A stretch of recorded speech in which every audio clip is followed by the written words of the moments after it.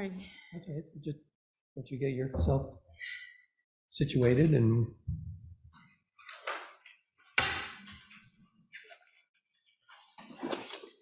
Go for it. You Okay. go right ahead. Yeah.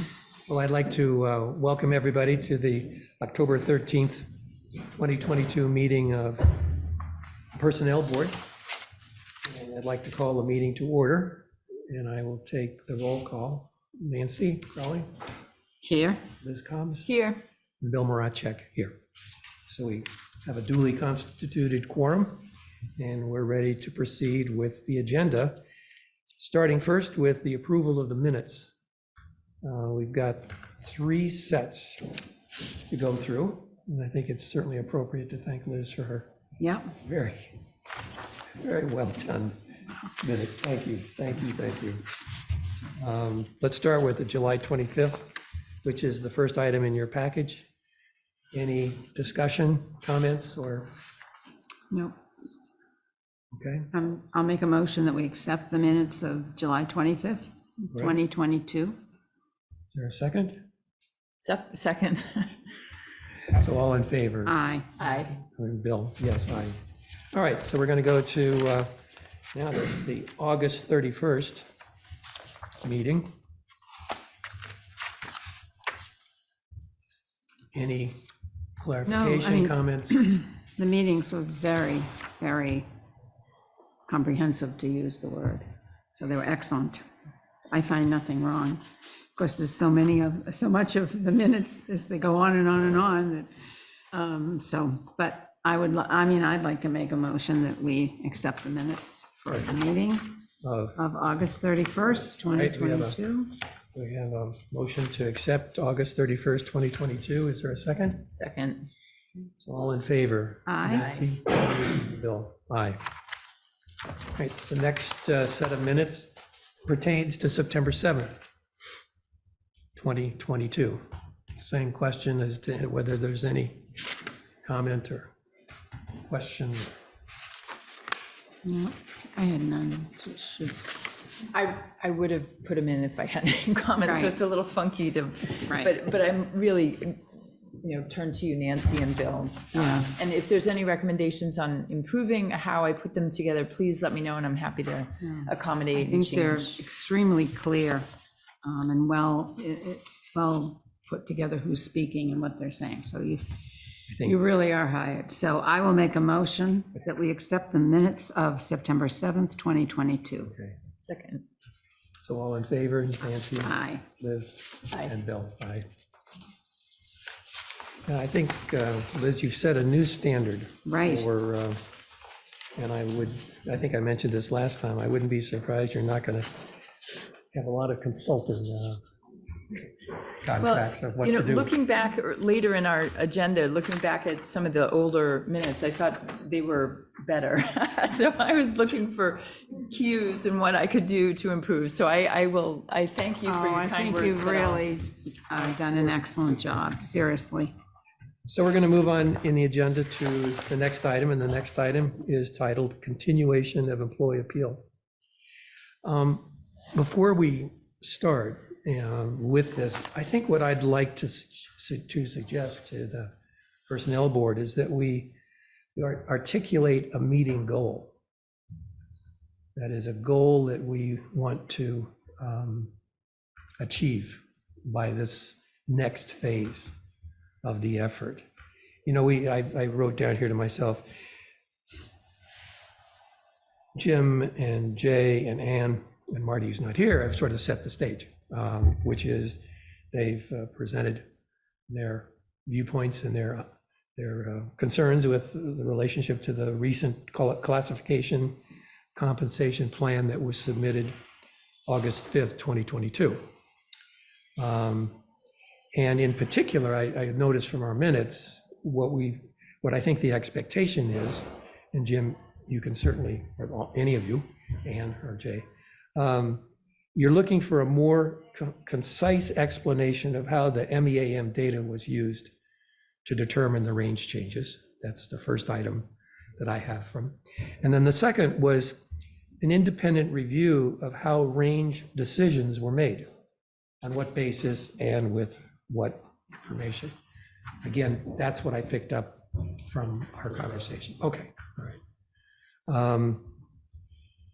So I've obviously had some thoughts as to, a goal for this meeting, but as opposed to this being this is our meeting, I thought maybe I would see Nancy or Liz. What are your thoughts in terms of what should be our goal tonight? Well, I looked at I looked at really on one of the pages, the purpose and scope.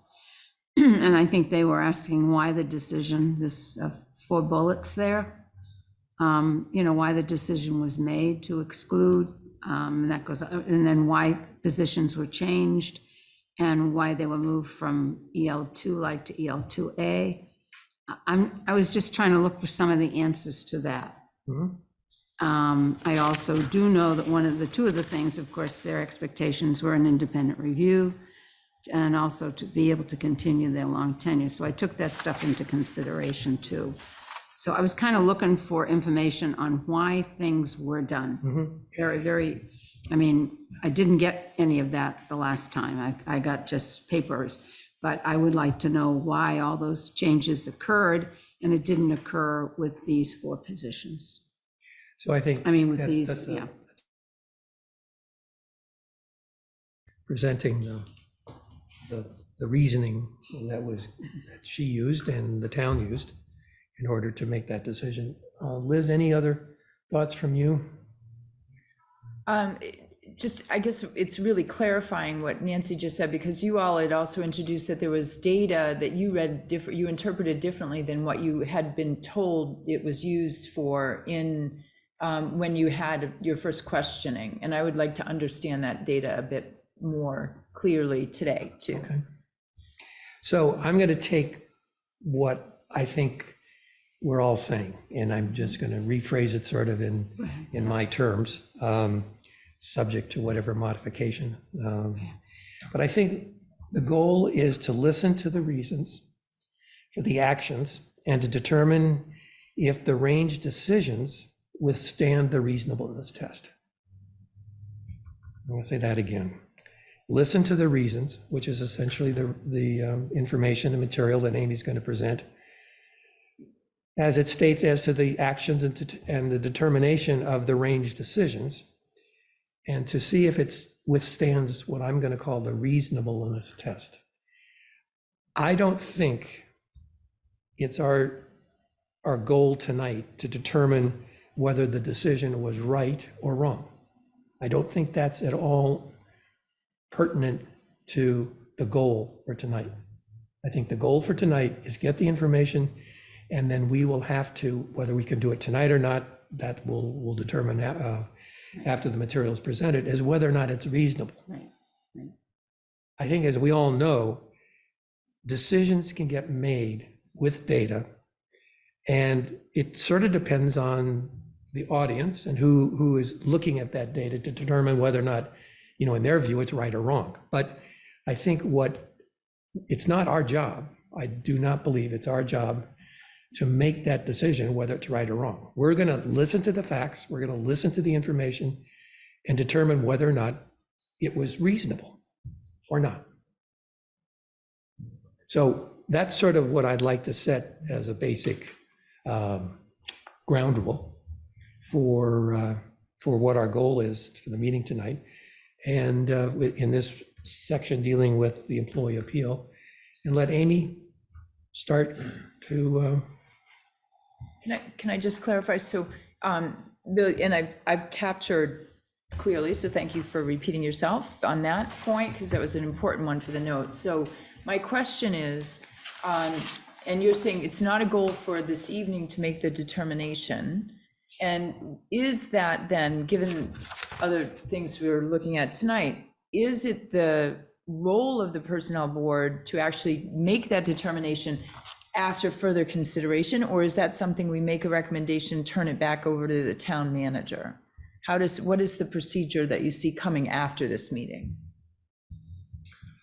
I see the personnel board summarizing what it's heard. And since we're not in the decision-making, we can certainly, I think, determine whether it's reasonable or not.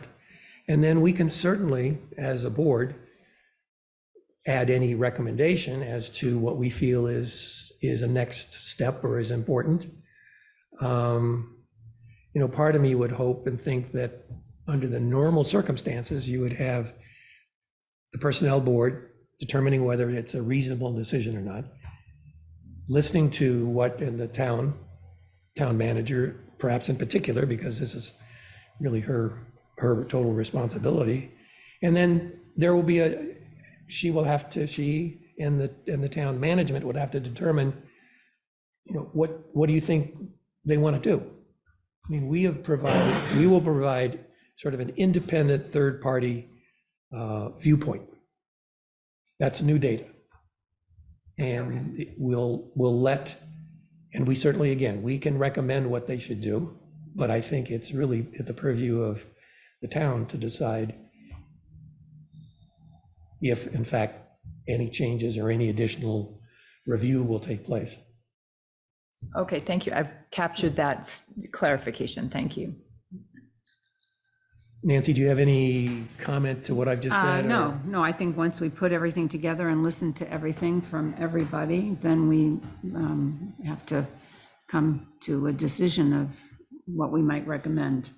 And it could go either way. I mean, I have no idea, but it would be a decision. It's not to make the judgment of it. It's just to say where we're coming from. And then that has to go back to the town and town manager, and then they have to go from there. Okay. So, yeah. Again, I only want to point out that just so that we're all on the same page, that I don't think it's at all pertinent, relevant tonight for us to make a decision whether the decision that was made was right or wrong. Right. Or even our recommendation or how we feel tonight. We may not get there. Yeah. Okay, Amy, I'll let you take it from here. Yeah. The microphone is working, I assume we'll hear from the power that be around us. If it's not, as we've got a number of people that are also online. See, closer. Testing, 1, 2, 3. I'm not used to all of this. I got used to the Zooms, I would do it in person. Now it's this whole combination. It's amazing for me. So, before I open up my PowerPoint, I just wanted to say to all of you that are here, I recognize that I'm going to be talking about things that are personal to you, and yet I approach them as structure and about your positions. And so it doesn't mean that I don't think about you or where it means, but this mic is not working. So you know what? I think that's on me. Is that it? No, can you guide this Is one? that- I think this one will work. You did, okay, Yeah, just Okay. Thank you. all I right. think just this mic is not working. Maybe turn that one off, so if there is any low feedback, it won't. Brilliant. Yeah, maybe. All right, Maybe no, wait all for him these to, banks are. Thanks. Thanks, Amy. We can hear you loud and clear. perfect. All right, well, that kind of took away from what I was trying to say from you, but maybe you got it. I was just acknowledging that this is personal to all of you, and I get that. And I'm going to be answering about the positions and what we did, and why, and, that is what it is, but I just want to acknowledge that. So I need to share my screen.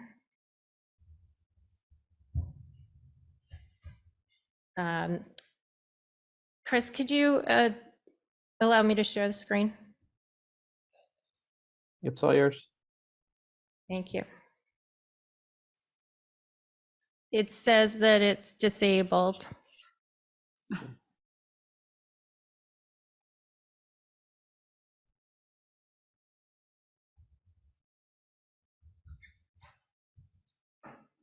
Gonna try again?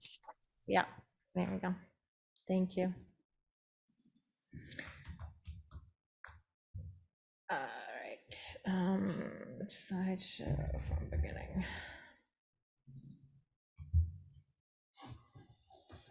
All right, so you've already outlined some of this, but I just, in preparing my own thoughts, I wanted to recognize what I understand are the issues. So back on May 1st of 2022, town meeting voted to amend the class and comp plan effective July 1, 2022. And that was as proposed by management and supported by the personnel board.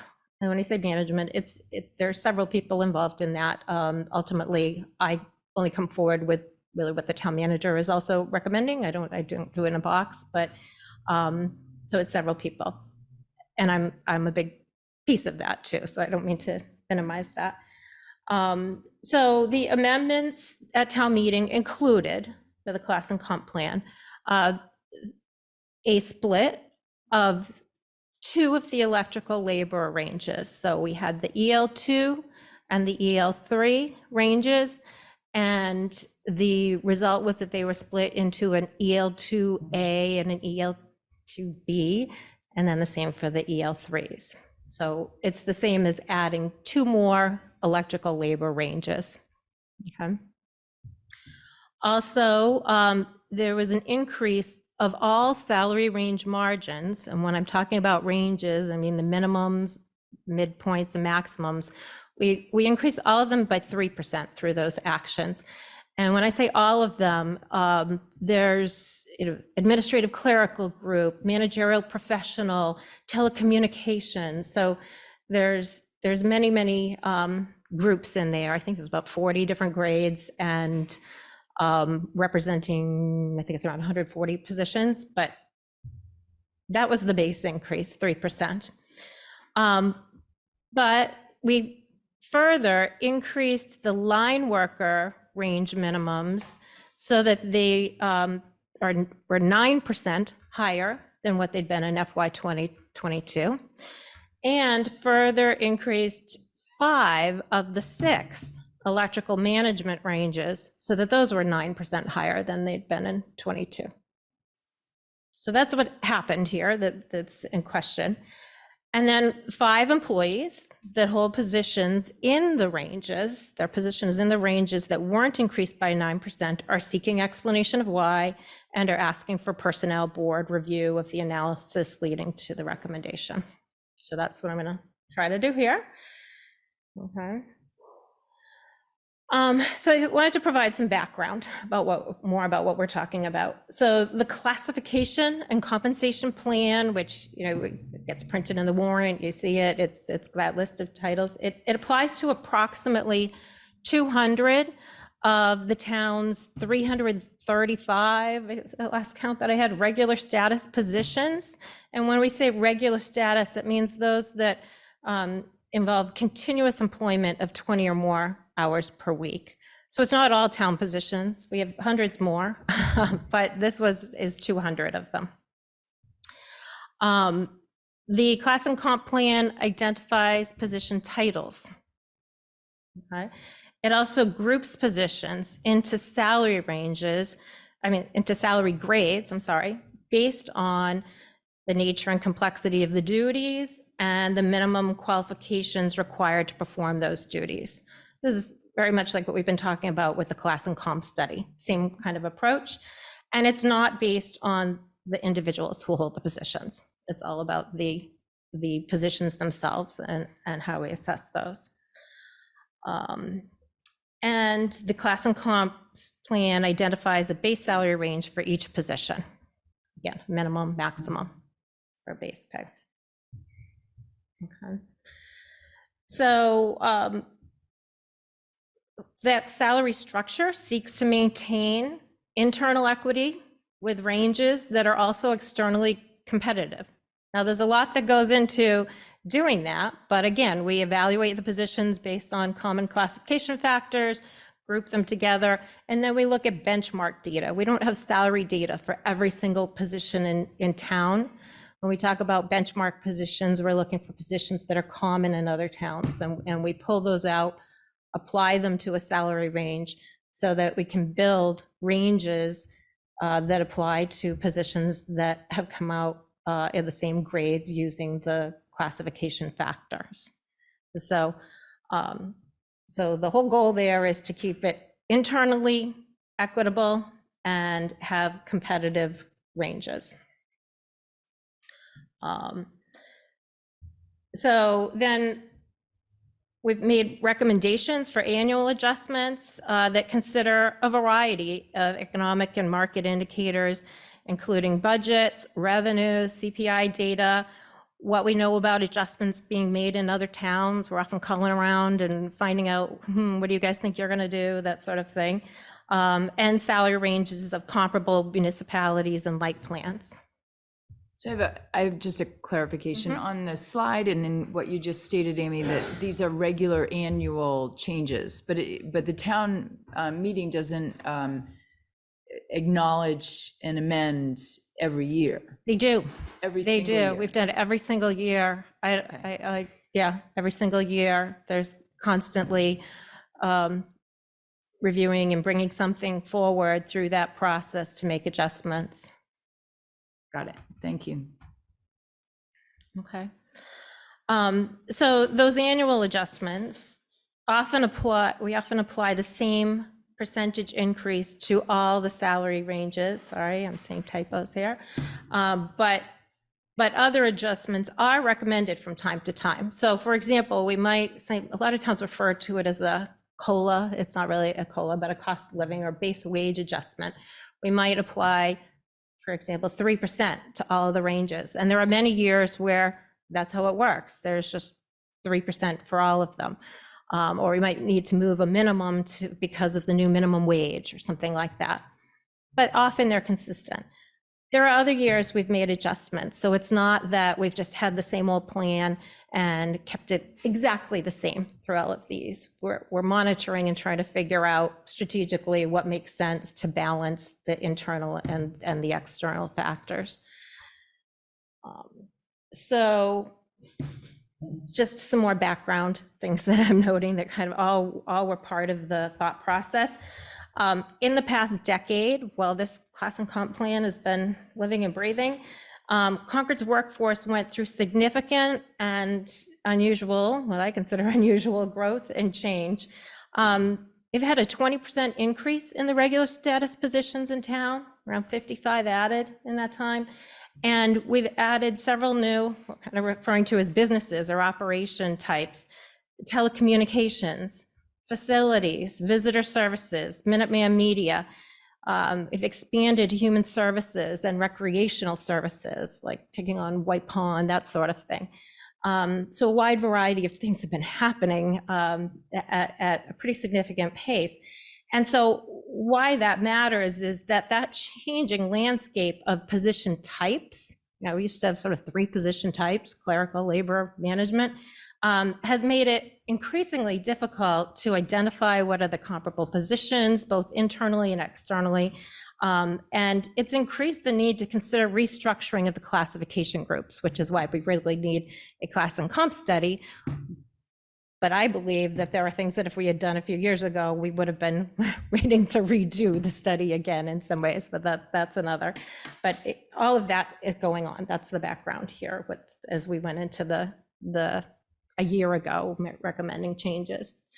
So I also want to talk about the history of the electrical, labor, and electric management groups. Again, we used to have all the positions grouped into 3 categories. And then over time, we have separated out certain groups. And so electrical, labor, and electrical management were put into different classification groups based on specialties. Historically, we've always found that balancing internal equity among all town employees with external competitiveness of municipal light plants has been an ongoing challenge. Okay, that's just, it's been a factor and is always in consideration as we're looking at this. several of the municipal light plants, MLPs as we call them, they operate independently from the towns that they serve. So they might serve more than one community. You know, Littleton Light is Littleton and Boxborough, and Hudson is, I think, multiple. So just because they're named by one town doesn't mean that they are integrated the way that Concord is into the same system. Oops. No, did I go the wrong way? Sorry, stand by. There we go. So it's been an ongoing challenge. Several of them operate differently, and so they don't have the same kinds of compensation-related constraints that we have in Concord as we try to balance internal equity on a town-wide basis. And we have in one class and comp plan such a wide variety of types of positions, which I don't think you see in as many communities. And then the light plans, a lot of them have the ability to adjust their pay pretty rapidly. We've seen really significant increases at times and jumps as we look at salary data.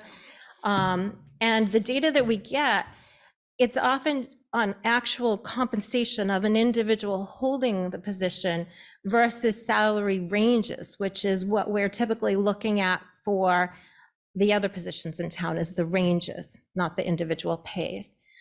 So all of that, again, this is just things that go into our decisions and our thought process on this and recommendations. So with that in mind, in 2008, the consultant had recommended moving the electrical specialty positions into different grades as one way to address the challenges. That's what we got here. Again, some more background. I'm sorry, Oh, just a yeah. clarification. You said in what year they? In 2008, that was, so that's when those electrical labor and electrical management positions were separated into a Separated, different okay. plan. Yep. Okay, so then over the years, hiring line workers and electrical engineers has been an ongoing challenge. So I think we all know we're having challenges with many, many positions right now, but those have been an ongoing challenge. And so we've continued to look at balancing that whole conundrum of what we do with the municipal light plant and the market there with everything else and the labor shortages that we see in those fields in particular. And so we've made adjustments with consideration to maintaining a structure of internal equity townwide and balancing the need to be able to attract and retain employees in those fields. And so these are examples of changes that we've made. So in 2011, all the salary ranges in the trades, crafts, labor, and electrical labor increased 2%, where other ranges around town moved 1%. Okay, so in 2015, all of the electrical labor and 2 of the electrical management ranges 2 and 3 at the time, increased 4%, where the other 30 something, 40, whatever many ranges we had at the time moved 1.5%. 2016, the EM2 and 3 ranges increased further. These mostly impact our engineering positions. We were developing our, both internal structure and matching that to what we were seeing in the market. So those increased 10%, where other positions townwide increased 2%. In 2018, we inserted a 5th electrical management grade. In 2019, the senior engineering technician position moved from the MP2 to the EM1 range. And the EM1 range has a 12.5% higher range max than the MP2 did, at least at that time in 2019.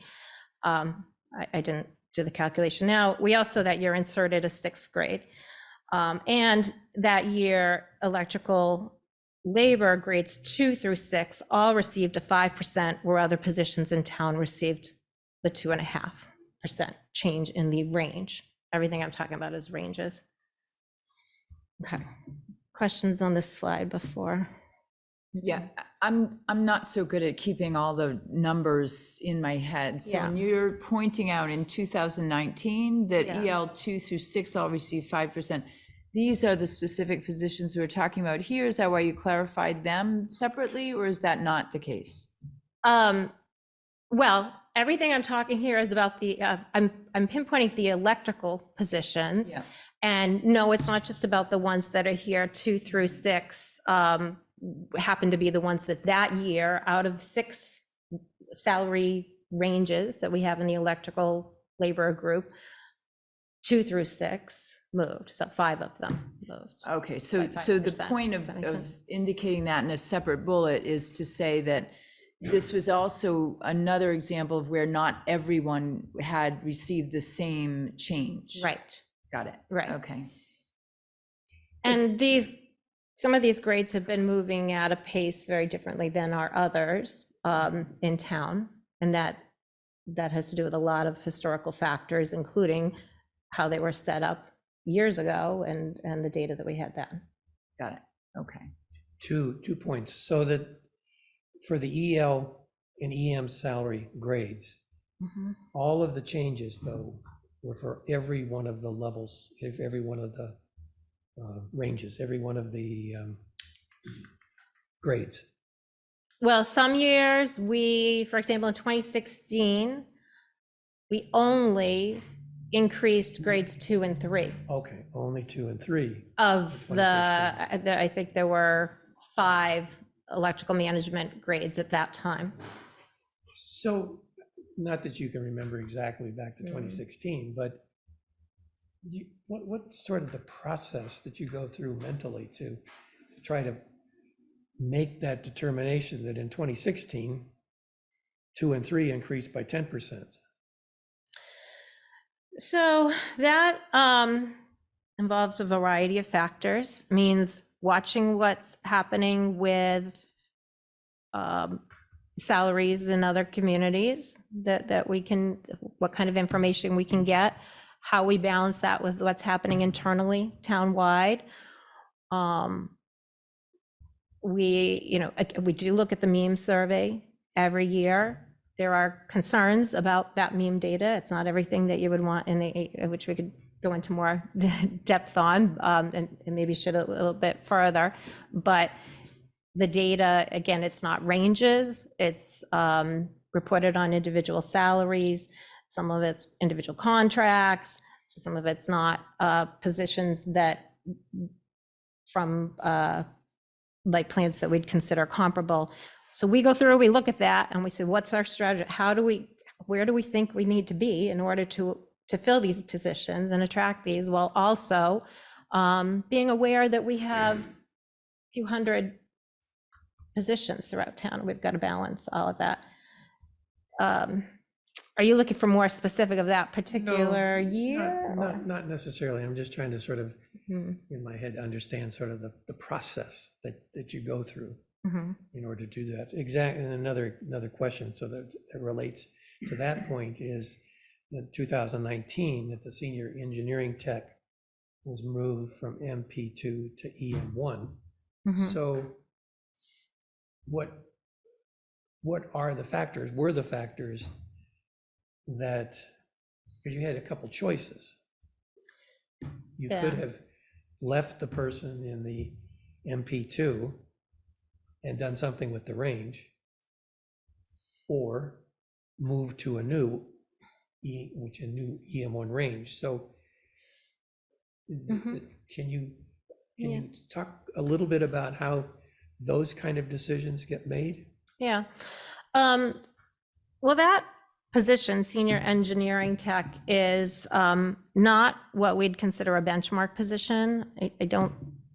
I'm not aware of other municipalities that have exactly that. So there's a judgment call that goes into it. In Concord, our senior engineering technician position is involved in the substation switching, which is something that involves occupational risk that's unusual, and kind of some specialty training. And it seemed like that really made it more of a specialty than the other kinds of positions that we see in the MP2 range. And again, it's this constant balance of trying to figure out what's going on in the municipal light plant market and balancing that with our structure. And it seemed like that was a more appropriate place for it to be at that time. It was more like the other engineering type positions. And I'm turning to Dave to see, can you think of anything that I'm missing on that? So to what extent, or what was Dave's involvement, I guess, in even looking at that particular job? And again, I don't know what the expectations are that the town has for managers across the board as to, who initiates things, who provides data, and how decisions get made. I would have to think somewhat in concert with each other, as opposed to being disparate in nature. So Yeah. So Dave receives this meme survey, Massachusetts Electrical Association. No, I got it wrong. Municipal Electrical Association of Massachusetts, Yes. right? Which is just background to where you're going about why Dave is particularly involved, and as were other light plant directors. He gets that data and gets it through this group of MLPs, which I understand all of the Massachusetts MLPs are members of, and they do their own survey. They say, okay, every year, they're like, what are you paying? And they list that out. So then Dave looks at that, and then we end up talking about it and reviewing it. And we talk with the town manager as well as what we're seeing. Again, particularly more for the light plant than I think other positions in towns, because we've had this ongoing challenge of balancing being competitive there while thinking about what's going on townwide. So Dave will look at it and help sort through. We'll talk about which are the which communities or MLPs are the ones that we're monitoring to see what's happening with them and that are comparable, and look for things in the data that don't make sense, or we just say, well, that's an outlier.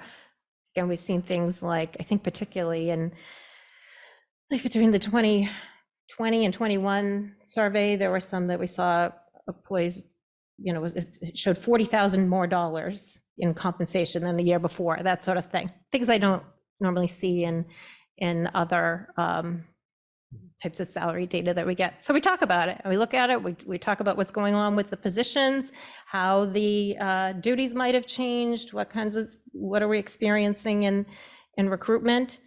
We talk about it with the town manager, and then say, given all that, and that we're working within this townwide structure, what do we think is reasonable? How do we keep up with this? How do we adjust it?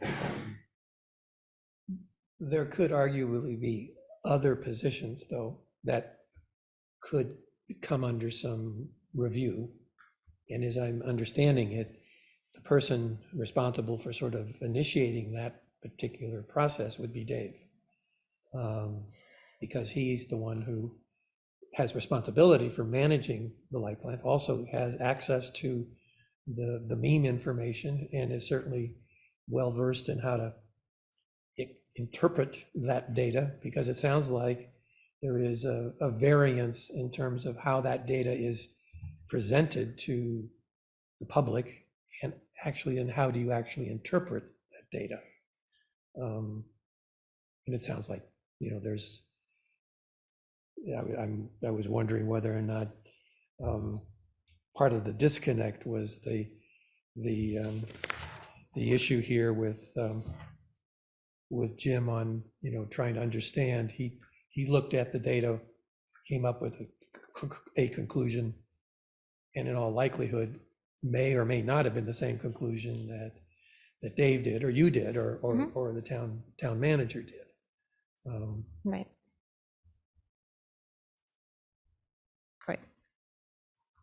And we can look at at some of that as we go too, and I think I can show you a couple of the things that may result in different, but it's a combination of perspective and strategy, and how do we fit that into a bigger system? There are a number of things going on there.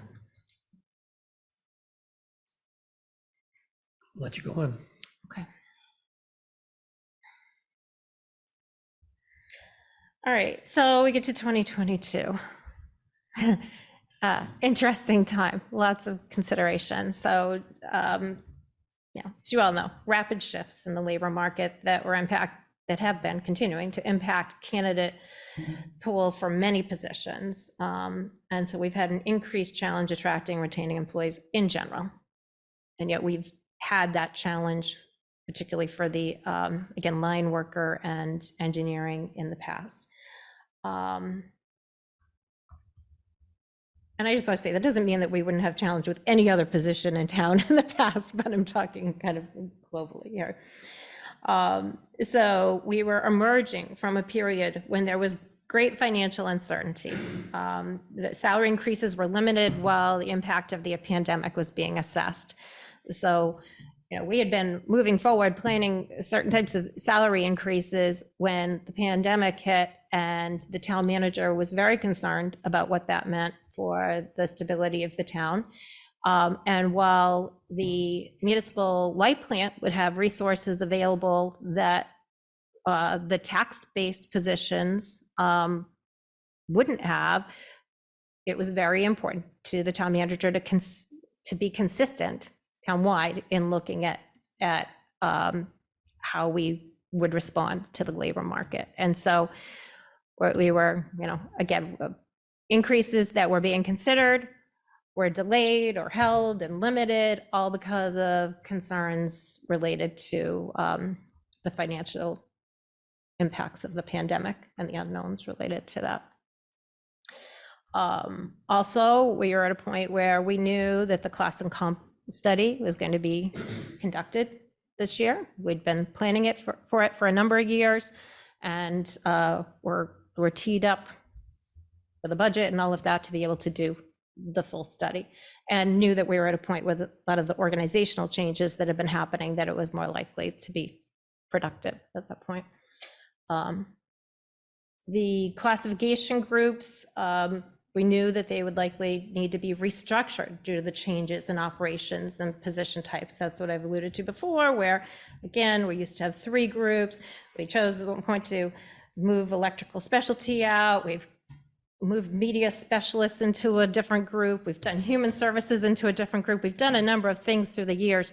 It's time to say, okay, we've put all these in. How are we going to now manage this going forward? What's the system we're going to use? And that's what GovHR is helping us to do. So we knew that. We didn't want to make too many big changes while waiting for that full study. So our goal was to make necessary adjustments needed to support critical infrastructure while pending the comprehensive study to make sure we had an equitable townwide approach. Not easy to figure out which ones to move forward, but chose those that we thought we needed to. And so in the electrical group, that's the only area where we were focusing. We targeted the special adjustments to those grades with positions that require advanced education and experience in a unique specialty not comparable to other town positions. So the kinds of things that electrical engineers need to know, the fact that our engineers are involved in substation switching, which is not necessarily common among engineers, which engineers don't always have that same sort of occupational risk, that sort of thing. We targeted positions that specialty can't be obtained just by on-the-job training. So sometimes somebody can come in from a different profession and learn at the light plant, and then they can become a specialist, but others really require, again, that kind of education and training that happened beyond that. So those were the positions we felt we really needed to work on, with those that we couldn't just bring in and train ourselves. And those that involve a notable occupational risk, which again, those involved with line work and substation switching. Now, it's difficult to say any one factor applied to all of this. So if we're going to go position by position, you might say, well, this one has this, not that, or something. But as a whole, those were the things that we were taking into consideration. On the electrical labor considerations, there were some reasons for not adjusting all of them and the splitting. And that has to do with the fact that there are positions that are classified in the tradescraft labor group that I really think need to be considered as potentially more comparable positions that didn't exist when we created the electrical labor structure. So we didn't have a facilities division before. We've added one, and in 2018, we added an electrician position to the tradescraft labor. It's not the light plant group, but it seems like a comparable position. We've got an HVAC technician. We didn't have these kinds of technicians before. Also, in the tradescraft labor, we have mechanic positions, including the mechanic from the light plant, which we did have before, but that wasn't considered a specialty to light plants.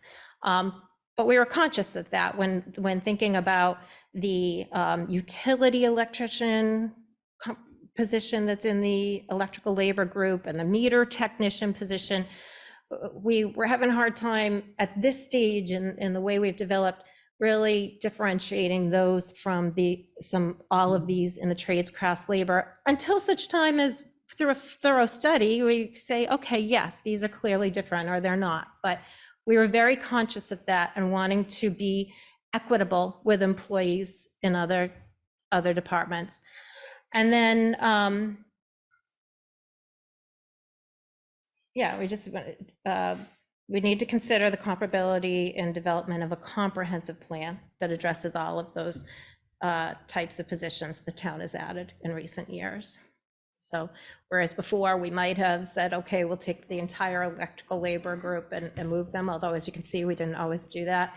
That creates more issues for us if we do that right now, and has the potential for creating inequities for other employees and other positions.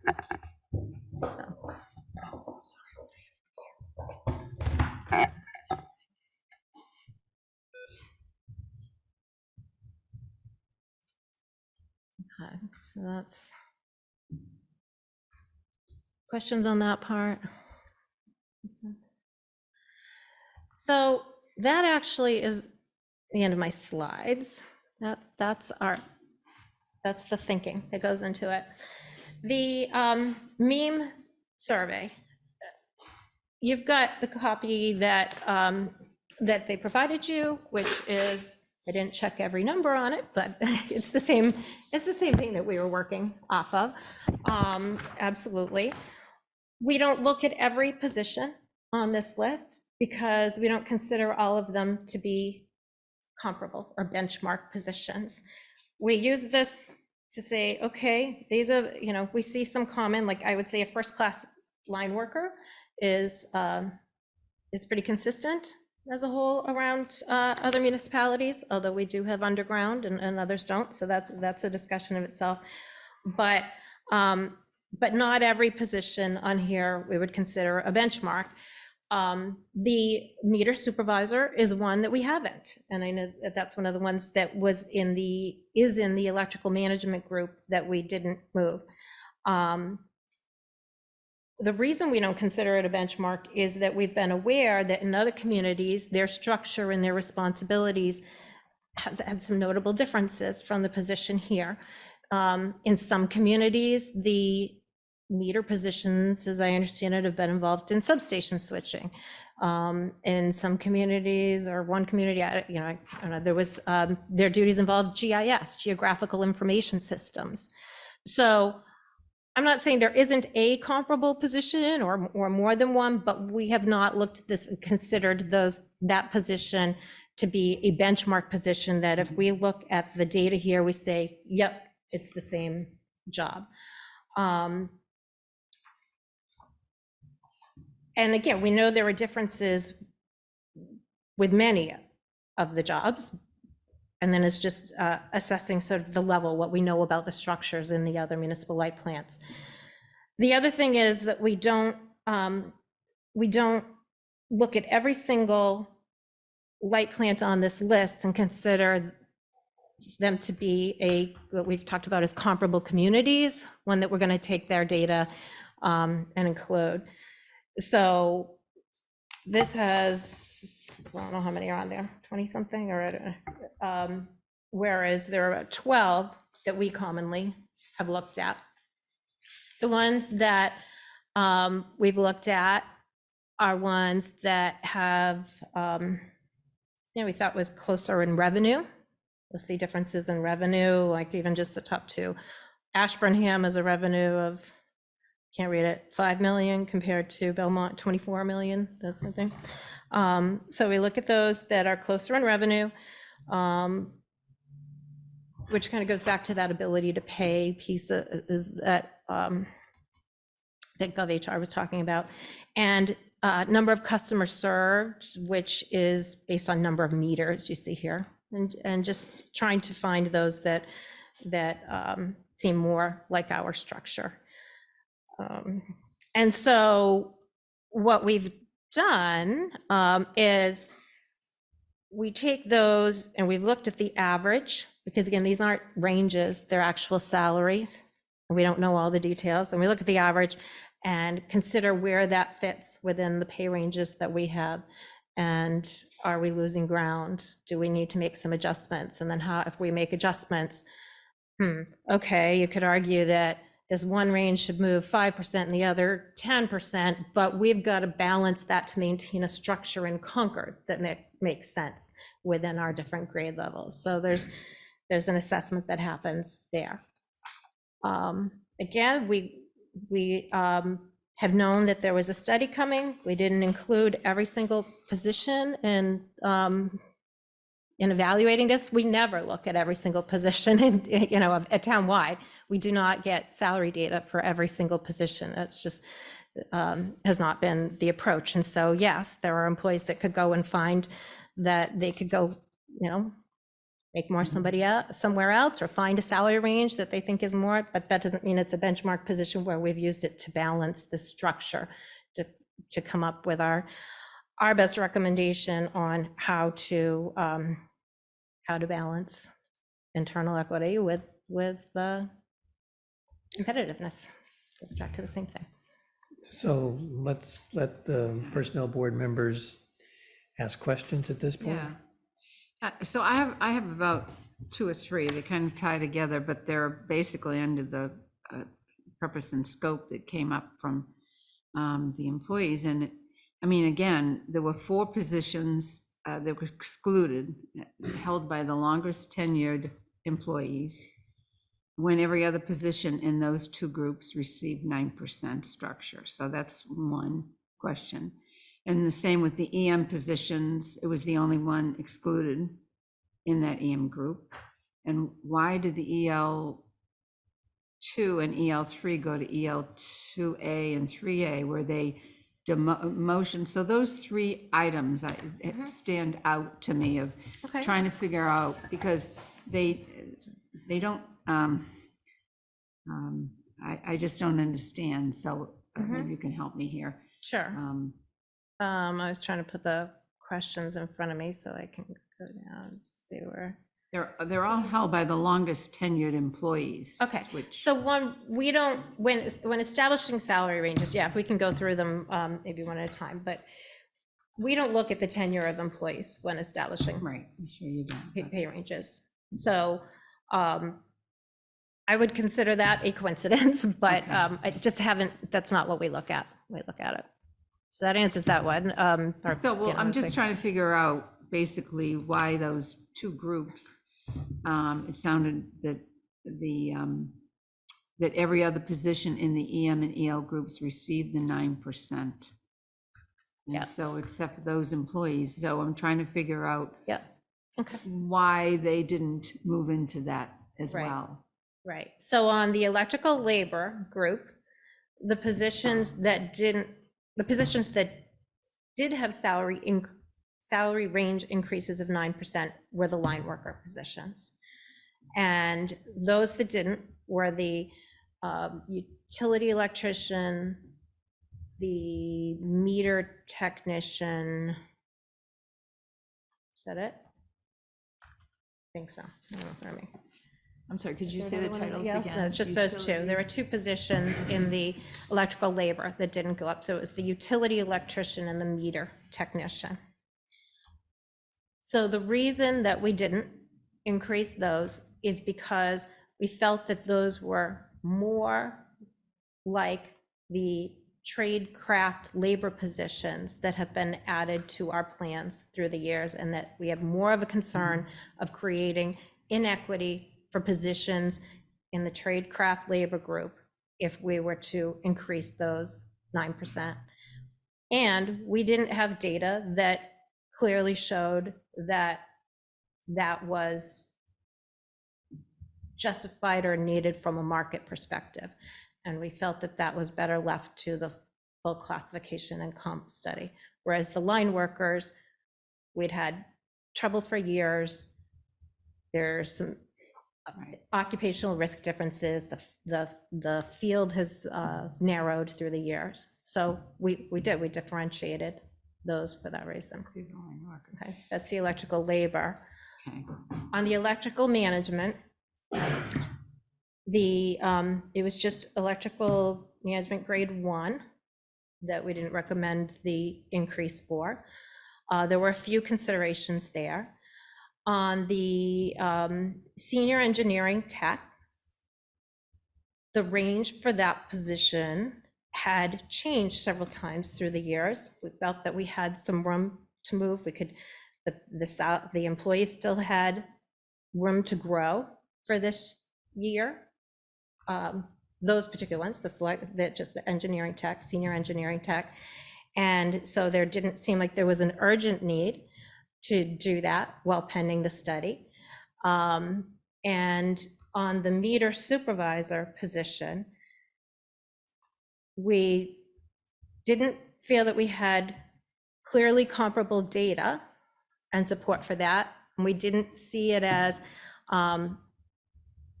hitting the kind of criteria that we use to differentiate this group from all the others around town, which was the specialty positions that required, that include occupational risk and the sort of continued specialty education. I'm sorry, using the word specialty again, because they're all there, but that continued education, so that it really stood out as something that we needed to address this year rather than waiting one more year while we did the full study. So it didn't, we needed to find breakpoints somewhere, and we felt it was more in the group of the other employees around town, many of which are wondering about their market and their position, and we used a set of criteria to apply to the electrical group in determining which ones moved. And then knew there was a study coming, and would continue to look at it and go from there. And the other was the EL2 and 3, where they would move to EL2A and 3A. Was that a lower level than what they were at, or higher, or? So what it did was, it meant that there were line worker positions mixed in with non-line worker positions. So the line worker grade 3 is in the same grade as the meter tech. And we've just seen a difference in how those positions have been to recruit, and the occupational risk involved in them, and and again, the comparability to other positions that have been created in town. So by doing that, by splitting it, we made sure that the meter tech and the electrician received the same increase that all the other ranges around town did, except for those that were in the line worker group and the electrical management group. Sorry, I'm losing it now. I'm trying to circle back. Did that, I don't know if we need if it helps for me to point to them. Now I'm all going by remembering the title names. Did that make sense, or do I need to try to Well, restate I mean, that? you have a little bit more knowledge in that whole thing Yeah. than I do, for sure.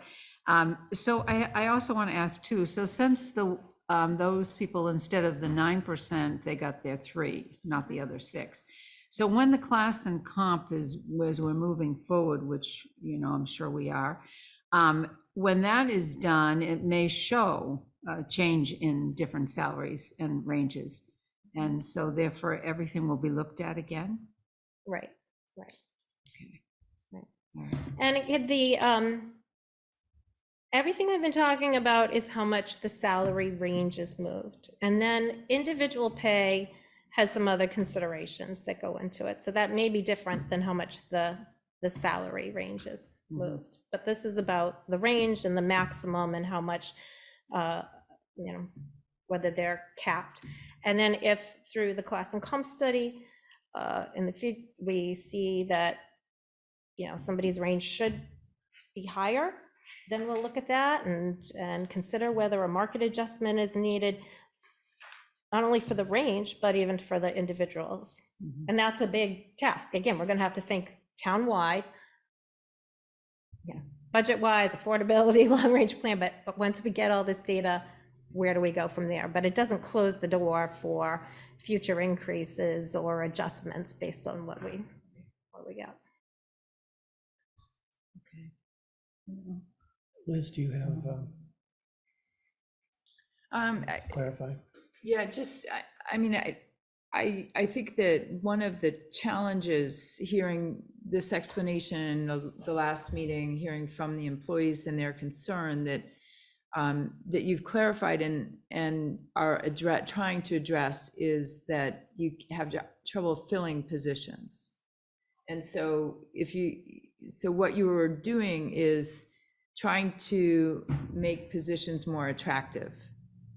And in doing that, for people who have served long time in role, it does, I can understand that there's a feeling of, what, wait a minute, because you're trying to attract people, but they've been steadfast throughout. So there's a real, well, we're trying to expose that's one of the things that we, the town, are having trouble with, right? Is that there are positions over the last decade, I believe you said that there are about approximately 50 new positions that have been formed. The structure of those positions changes over time, and you keep trying to make them all align. And in the meantime, people are doing a lot of work in role. And so how you change and how you deal with the current circumstances is part of the difficulty of what we're trying to address here and understand. Is that does that make sense to you all, or am I missing something? No, I hear you. I hear what you're saying. That I think that it's hard. I mean, I think we go through the class and we go through the comp, and we do that all the time. But I think we don't get to see, which ones move, in the sense, who are those people? You know what I mean? It's really about the people and not so much, for me, it's about the people and not so much the whole class. It's difficult. And I would assume, were there other people in all the other different departments were not necessarily moved? Or did not everybody received a 9% raise? By then. Everybody received at least a 3%. Right. Some others received a 4% because they had room to move up within their range. They weren't at the max yet. And then there were special adjustments that went along with some of this, and some of the employees in this group that we've been talking about did receive market adjustments of like an extra 6% or so, depending on the position. But not every position did either. Just because the range went up didn't mean that employee automatically received an increase either. Okay, so I understand that better. So that not everybody received the 9%. But basically, if they were at max, or they only had so much that they could get, then they would get that much of a percent to make them to max and no more under the range. Right, and even if their range went up, there was individual consideration as to whether their individual pay went up that same amount. But it was the range that was increased by 9%, not the specific salary. It was the range of salaries. Correct, although a number of those employees did receive the 9%, and two employees that their range did not increase by 9% did get a 9% increase or in that vicinity. But that only happened because they were still below the maximum Right. Right. of the range. I mean, so Okay. the range maximum is a very important number Right. as it relates to how much somebody might be able to get. Right. Okay. But thank you. Sorry, I'm being very picayune now, but what you just said, Bill, I understand, but just to be clear that because the range increased up to a 9% does not mean that everyone moved up to the highest part of the range. It's just that the range went up, and then there was a different calculation of where in the range that individual, based on experience and skills, et cetera, would fit in the range. Right. I think we're on the same page. Okay, thank you. 9%, what went into that particular number? Why 9 and not 8.5 or 8 or? So what we looked at was the average pay, actual pay, and again, not ranges, of those 12 communities that we would typically compare to, and looked at those numbers and looked at our salary ranges and thought that meant to be more in line across the board with those. Now, again, those vary a bit. The average is going to vary, and there was some data in there that we questioned, but would need more studying. But that was where when we looked at all these numbers and tried to fit it into ranges to make sure that we were, in a reasonable area with the average, and 9% seemed to accomplish all of that. I want to make certain I understand the fact of the element of comparability within the grades, in that, if I'm hearing you correctly, one of the elements that needs to be factored into is how does that job and that grade is comparable to other jobs in other think of what the right word here, in other parts of the town. Sorry, I'm not being as clear as I want to be, but I mean, one of the factors I guess I'm trying to get at is that one decision that you could have made is that everybody in the EL and EM grades gets the same amount of increase in the range. That could have been a decision. Yeah. On the other hand, if I understand correctly, the comparability statute is that you have to keep that in mind as to why you might not be able to have everybody in the EL and EM get 9% increase in the structure. Correct. I would say, though, that under most circumstances, the point of putting them into the grades we do is that we're putting the comparable positions together. So when we put the utility electrician, for example, in the electrical labor group, there wasn't another electrician. And so that worked, and I wouldn't have had to worry about those other, worry from the entire, balancing of being fair and being aware of the positions townwide, but it wouldn't have had the same impact had we not been changing as an organization and added positions that didn't fit in that anymore, which is part of why we need to redesign the structure. And I don't know what it'll look like. Maybe we'll continue to have exactly the same positions in there, but so normally I wouldn't have to be looking across. I don't have to. Okay, so you don't have to that look way. across. Not, right, Really? but right now I do. I need to be conscious of that all the time. So the good news here is that we have under contract HR Gov that's going to do this study. It's in the works, and there will be a lot of data and a lot of assistance given to the town as it relates to classification and so forth. So, and also ranges and levels of pay. So that's the good news. It's going to take a while though to get there. I think the decision that you made as to not having a straight 9% across, what were the factors that went into why you did not just do it across the board, realizing that HR Gov was going to be, it was eminent in terms of doing this study?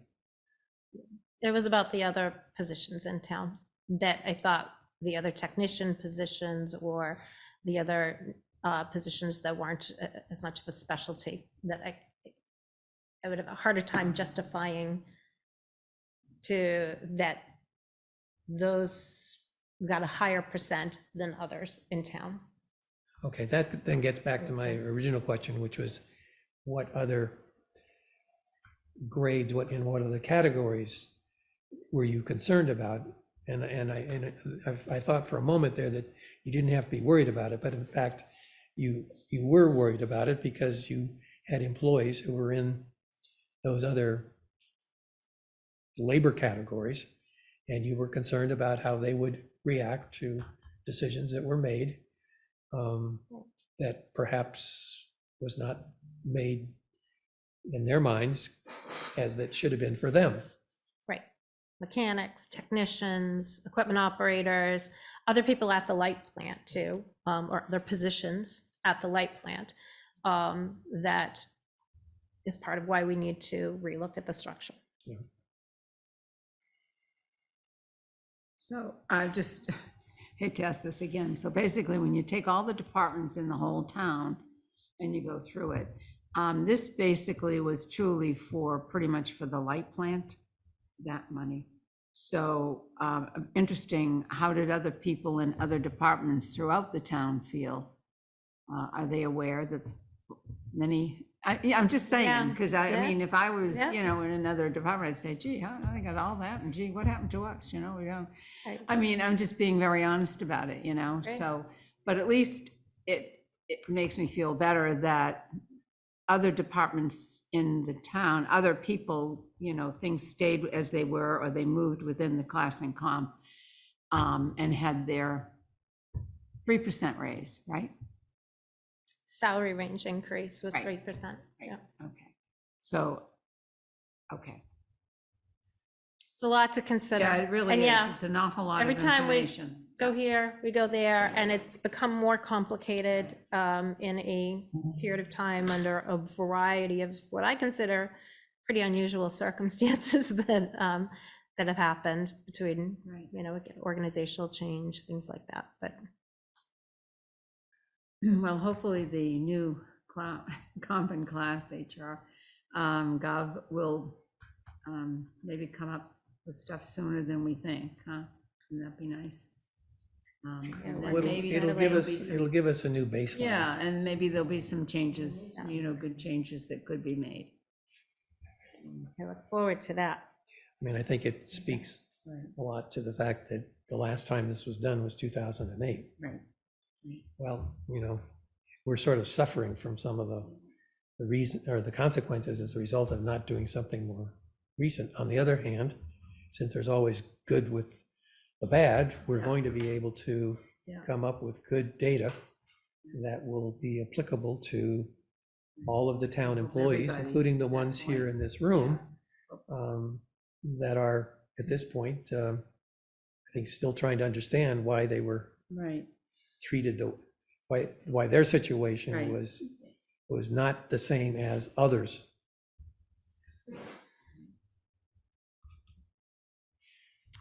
Any other questions, Liz, that you might have? No, I'm all set.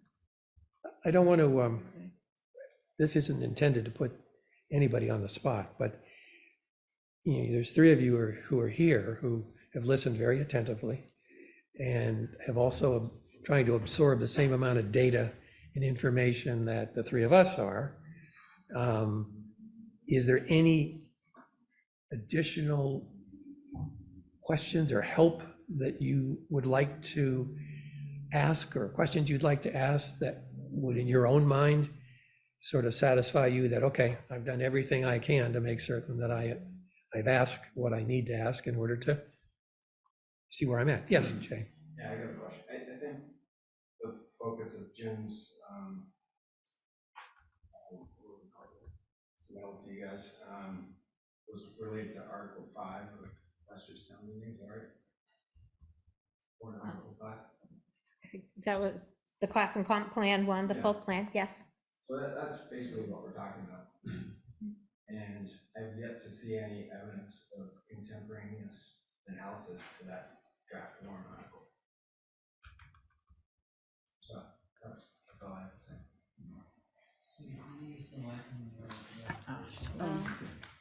So Amy, what, Come up and So- repeat, I think, for the, Yeah. Sure. Yeah, I was just commenting that Jim's submittal to the Personnel Board is related to warrant Article 5. And we haven't seen any contemporaneous analysis to the EM positions for warrant Article 5.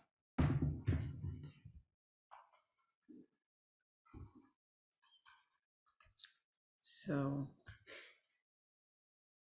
Well, what I can provide is very similar to what you provided, but in the format that we looked at it at that time, which was to do what I said, which, you know, and this is exactly that, which was to take the ones that we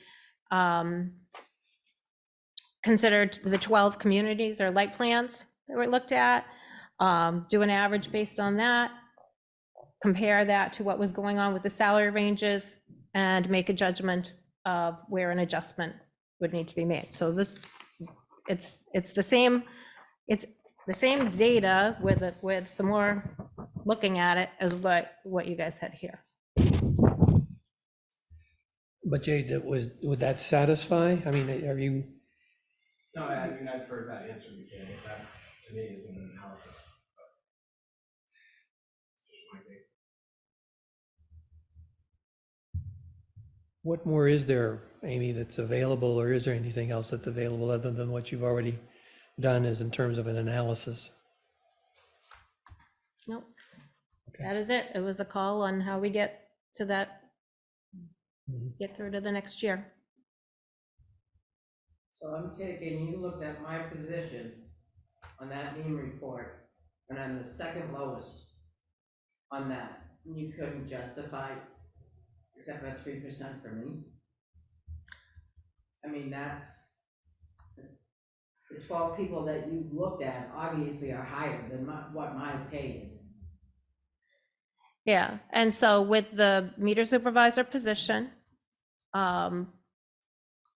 we had indication that the salary data from the other communities, or the comparability to other positions, wasn't as much of a match because of the types of things that I was talking about, whether it be the GIS or the substation switching, that sort of thing. So no, we didn't think that that told enough of the story to adjust that range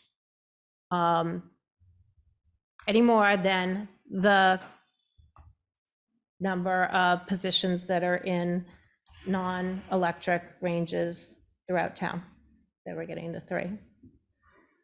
So So the only thing that sounds like that you have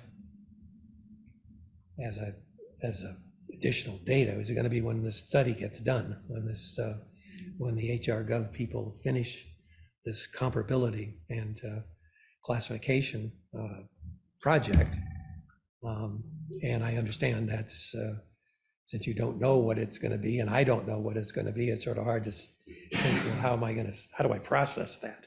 Is that going to be okay with me or not? And I think really the answer is we don't know until actually we get the data. And we all have our own opinions about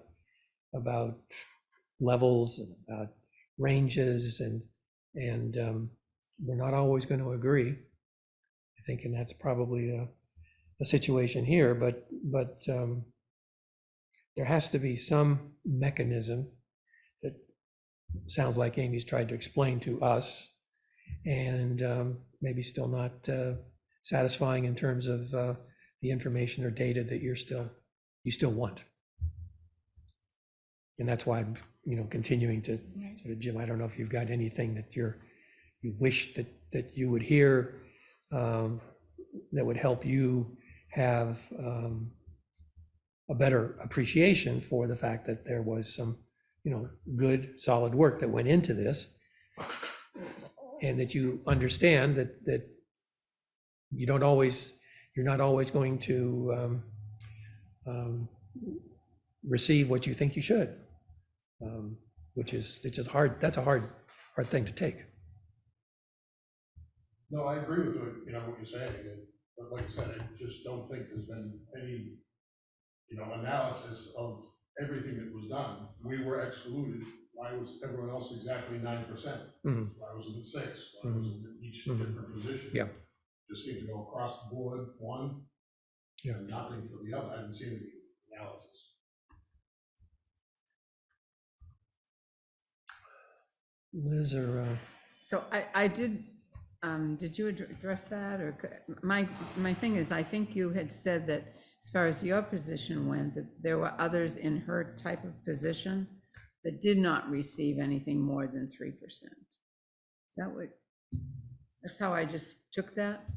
So that she wasn't the only one in town that received just 3%? Right, in terms of the number of employees, there were well over 100 employees that their range moved 3%.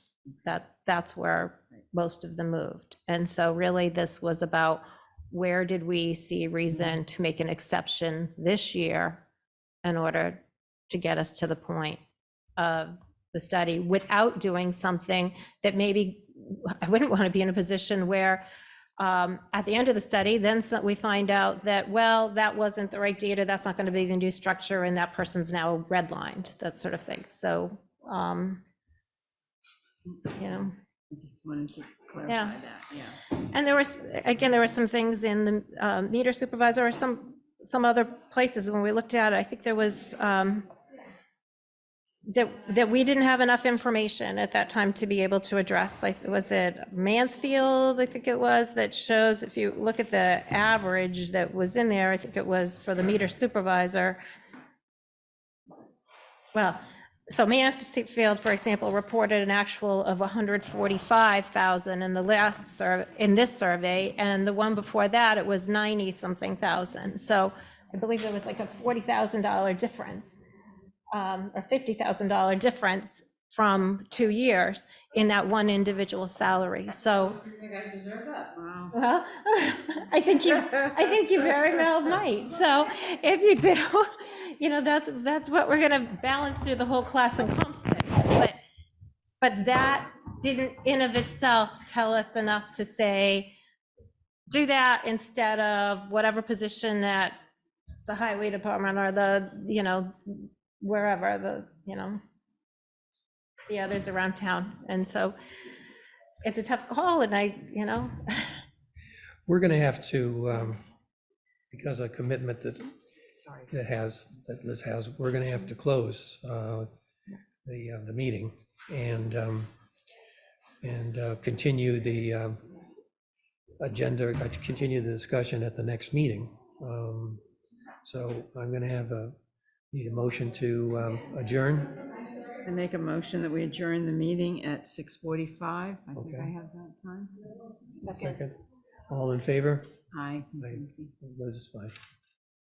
Okay, that's the that's, finance. thank you all for coming, So, and